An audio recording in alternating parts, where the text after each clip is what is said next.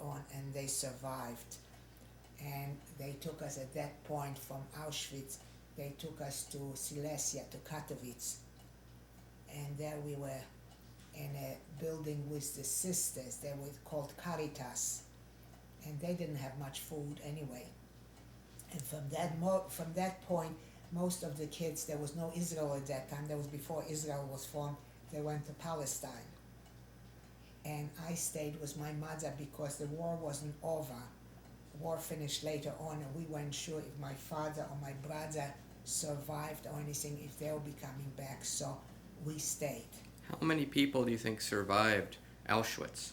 Oh, I don't know. I mean, are there figures on that somewhere? There are some places a figure. I might have heard it, but I'm not sure. Are we talking hundreds of thousands? No. We are talking very few. So much smaller than we're actually about 7,000 or something. Is all that survived? I am probably, really yeah. not sure, but something I heard, we talked about it since I went this last couple of months ago. We were talking about, but I don't remember what really about 7,000, because they took a lot of them. They marched them out from camp to the Germans. When they were surrounded by the Russians, they still didn't want to give in, and they marched a lot of people out from camp. They had them on a death march, and if they couldn't walk, they just shot them on the road. So 1.5 million were probably killed, and Or maybe at least 1.5 million were killed. in Auschwitz. In Auschwitz alone. And only about 7,000 from I Auschwitz think probably so. I survived. think about 7,000 survived. So your aunt is one of the 7,000. I want you to know. Yeah, that is amazing. How That many? is I mean, were you there a short time compared to some people? Yes.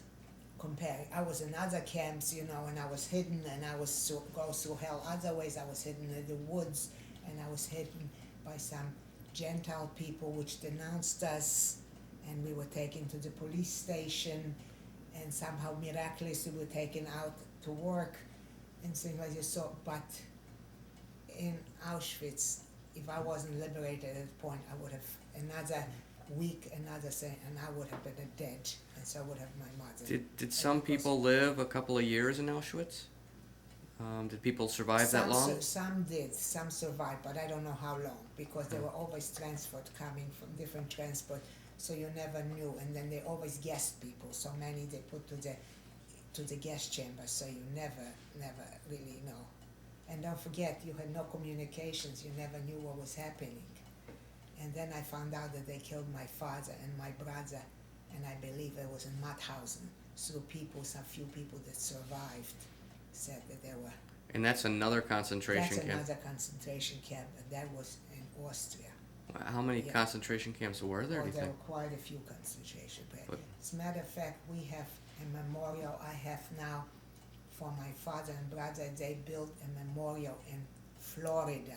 I have them in other places too, but they have an incredibly touching memorial in Florida, and I have my brother's and my father's name listed on a plaque there, on number 9 plaque, because there are about 80 plaques with names, and each plaque has maybe 20 to 30 names on it, and I have my father's and my brother's name listed there.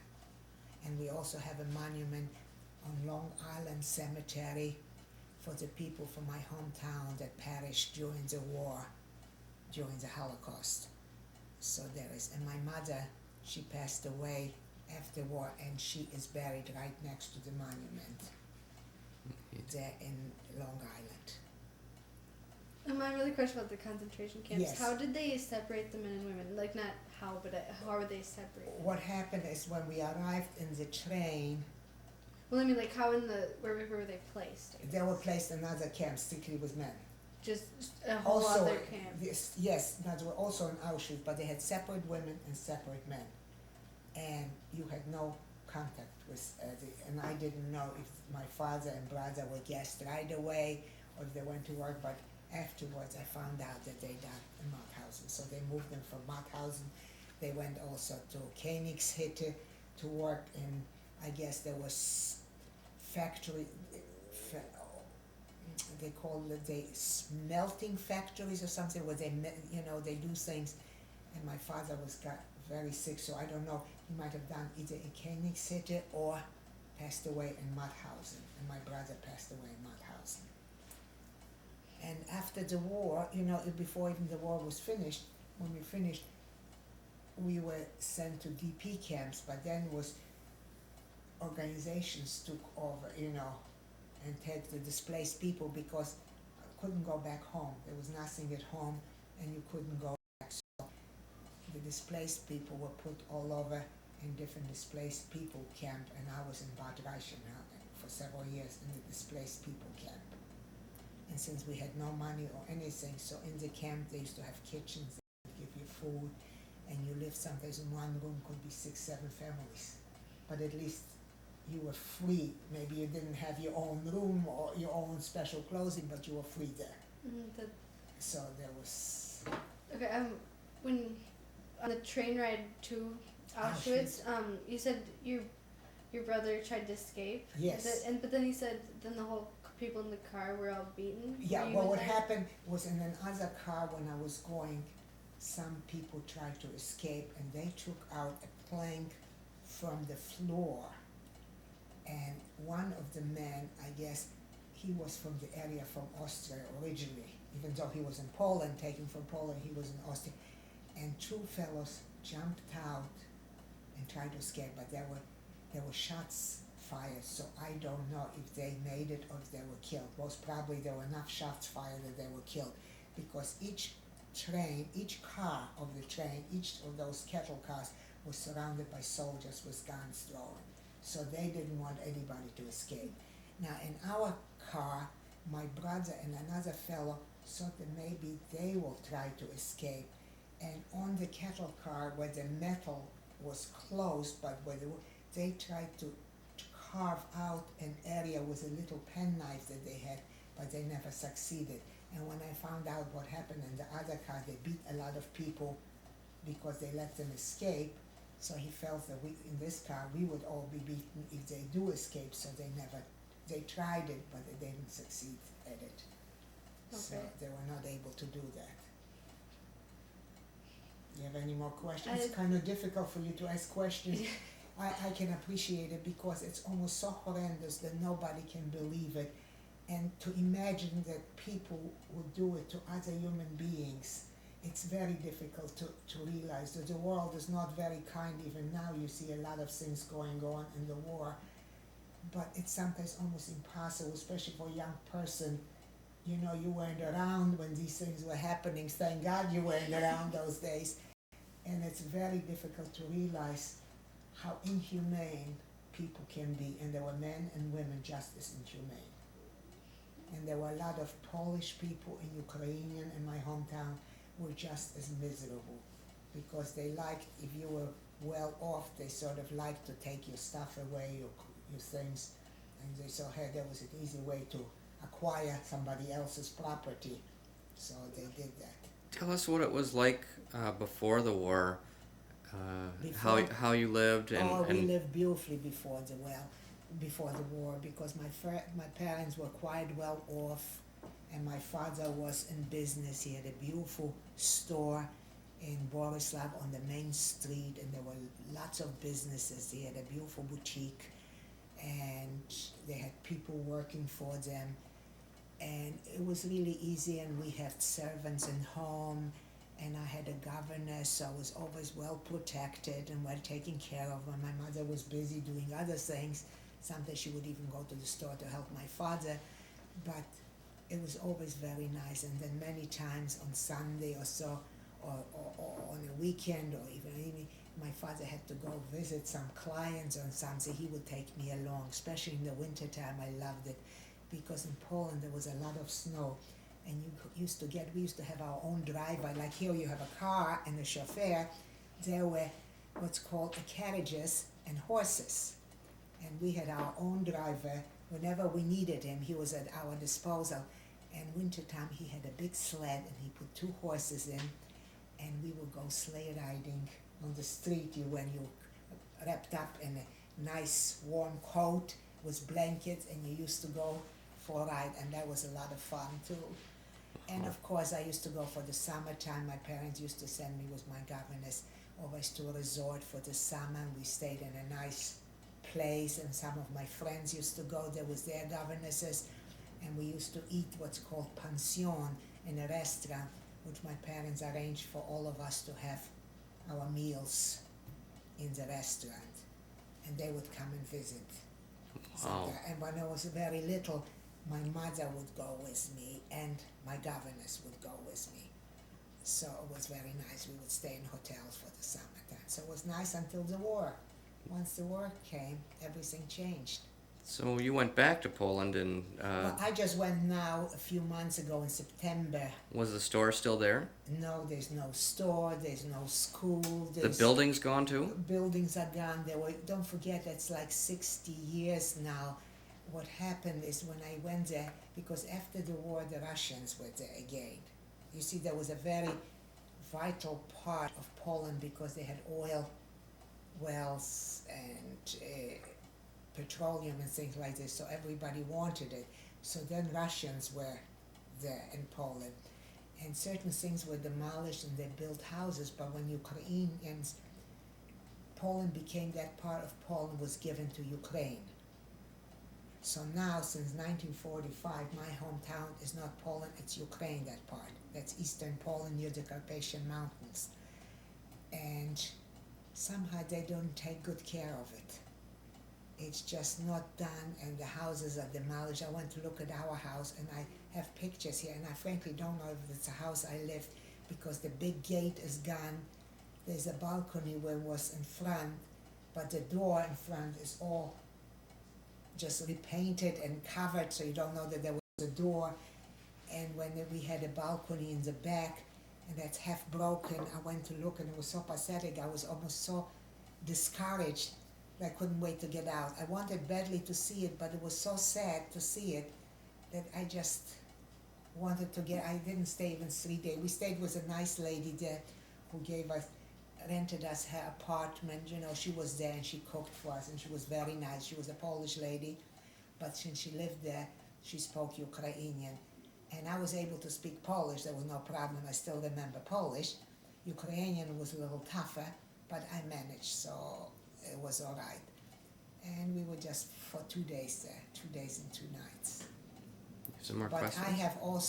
I went back to Auschwitz, and I have some pictures which you'll be able to take. They're not the same as they were before, because it's all doctored up and made much prettier, but it was one of the most horrendous camps that was ever existed. Did you have a question? I'm sorry. Go ahead. No, I think. Why is Auschwitz notorious as probably the worst concentration camp of all of them? Because it was one of the worst ones. They treated you horribly. They killed people. It was one of the larger ones, and they had a lot of crematoria there, and it just killed a lot of people. They wanted to just eliminate all the Jews. They felt that they would eliminate the world of Jews, and they killed quite a few. Unfortunately, 6 million people were killed. In just Auschwitz? No, Or Auschwitz total? 1.5 million Okay. killed, but 6 million were killed in total. In that, so it's, and if you ever watch Schindler's List, you will see on Schindler's List that there were thousands that he saved or somehow was saved, and from those few people that were saved, you see what happened when they got married and had children, and how many more children are now from these few survivors, how many children you have, which is an incredible picture. But I also made a tape for Spielberg, which is in Holocaust Memorial Museum in Washington and in New York. And I told my story, and so did many people, you know, for preserving, for people to see it and hear it, and maybe the horrible history will hopefully not repeat itself. And you also did something for Yale University? I made for Yale University another tape, yes. I made 2 tapes. One for Spielberg and one for Yale University. And I have, of course, this map, this blueprint that I have, which I found in Auschwitz after I was liberated, which is unfortunately now how many from 45 till now, so it's 58 years, and the paper is really falling apart, but it shows you of building of Birkenau, building that part of Auschwitz. Birkenau is part of Auschwitz, but it's the most horrendous part of Auschwitz. And you have a blueprint of that. I have a blueprint part of it. Yeah. And I'm almost afraid to open it because, Yeah. as you saw it from the picture, from this tape that I made for Spielberg, it is falling apart. So I have to bring it to the museum, Holocaust Museum, maybe in New York, and maybe they can restore it. I find it amazing that you could survive Yeah. on one piece of bread, and It's amazing. Well, a day you'd have one meal a day, and it consisted of just a little bit of bread. Bread and that watered soup. That water was made from weeds. I swear it must have been weeds. It was a brown thing. It was horrendous. But you were hungry. You would Eat anything. happy to get it. But don't forget, I had a little on me, a little of meat on me. And slowly, when I was liberated by the Russians, they called us Musulman. Musulman is somebody that's like, almost like bones and skin. And I was just bones and skins, and we stood and pointed to our numbers when the Russians came. They took pictures like that. And I got in touch with somebody now in the Holocaust Museum in Washington, and they sent me a tape because they thought maybe one of the children that they took some picture is me. I have it here, but I wouldn't recognize myself because I had no hair. They shaved my head off in Auschwitz, and I don't know if it's, I wouldn't know what I looked like. I've seen Schindler's List, and I've seen a lot of documentaries and things on Auschwitz. I've heard horrible, horrible stories. One in particular of an officer sitting up on his balcony just with a gun. There was in Schindler's List, there was in Plaszow. That's where my cousin Larry, who just called a while ago, he was there in Plaszow. And when we came now to Poland in September, we went to see Plaszow. That camp is completely demolished, and they have just 3 monuments there. Have you ever heard, did you ever witness anything like that, where an officer starts shooting? Yes. I mean, just for fun? Yes. They would start shooting Yes, because they inmates? shot. I started telling you only about Auschwitz, but before I got to Auschwitz, there were several years we were in the German, we were hidden, and we were in the forest hidden, and we were found out, and we were hidden with some Gentiles who denounced us, and we were taken to police stations, and we managed to survive. And I remember that when we were in Borislav, that was called Kaserne years ago, that was used for soldiers' barracks, but then they converted it just to have lots of, all the people put in from Borislav, all the Jewish people from Borislav, they shoved into those barracks, which was not enough room, but you had to make do no matter how many people were in a room. And there were 2 German officers, took an older and a younger, and the younger was a monster. And I remember 2 people tried to escape, 3 people tried to escape, and 2 of them happened to be our neighbors of ours, a father and a son. And they caught them the next day, and I was hiding in the koshare in our bed, and I saw him being executed. I saw him being shot. And then when people came from work, they said, that's what's going to happen to you if you try to escape. Well, okay. And what I was getting at is I heard of a man, an officer, sitting out on his balcony. That was in Schindler's List, you said. And just shooting people just for going sport. There for sport, right. Well, they would do anything. Did you see things like that going on? Well, I don't forget, if I would have been one of the people that would have been shot for sport. Yeah. Because there were not too many children survived. Because some in pogroms, when they found little children, and the Ukrainians were just as miserable as the Germans. They would take it, I remember one baby being taken by the legs and smacked the head against the pole, and the kid just, the whole thing, the head burst open and things like this, a little baby, so they were not human. They were horrendous. There was so much hate in those people, and you don't know why. Yeah. So it was just terrible. It was a horrible time. Hard to imagine. Yeah, well, it's hard to imagine because I was hidden in the forest, I was hidden in Gentile people who denounced us. So I was in many places because don't forget the war started in '39, and the Germans came and confiscated things, and they were only for 7 days, and then the Russians came for about a year and a half, and then the Germans came again, because where I was born in Borislav, they used to have oil wells, neft and things, so everybody wanted that territory. That's right near the Carpathian Mountains. So everybody wanted that territory. And so they all fought for that thing. So I was then, after the Russians were pushed out in 41, and the Germans came in 40 or 41s, and they were impossible. They were just killing for sport. No, And some of the okay. people who you thought were your good friends were killing for sport too. Wow. So that was pretty sad. That's No, I think I saw on your tape that the train ride to Auschwitz to lasted. Auschwitz 2 weeks, because what happened, the road near Borislav was surrounded by the Russians. They were coming in, and you could even hear shooting and things, and we could not save. Had we been able to save ourselves, only 2 weeks, we wouldn't have come to Auschwitz. But they got us in the Koszary, in that camp there in Borislav, and we couldn't escape. So you were And in that was- train car for two So we solid were weeks for and 2 never let solid- out. Never let out. For 2 weeks there was cattle cars. And I was in that cattle car for 2 weeks until they brought us to Auschwitz. So, and we had to go through Hungary and through Austria, all around back to Poland, to Auschwitz. Unbelievable. Yeah, How it did was you? a tough. How did they feed you on the trains? Well, we had some food. I don't even remember if they fed it or we took some and they just threw something in, some scraps.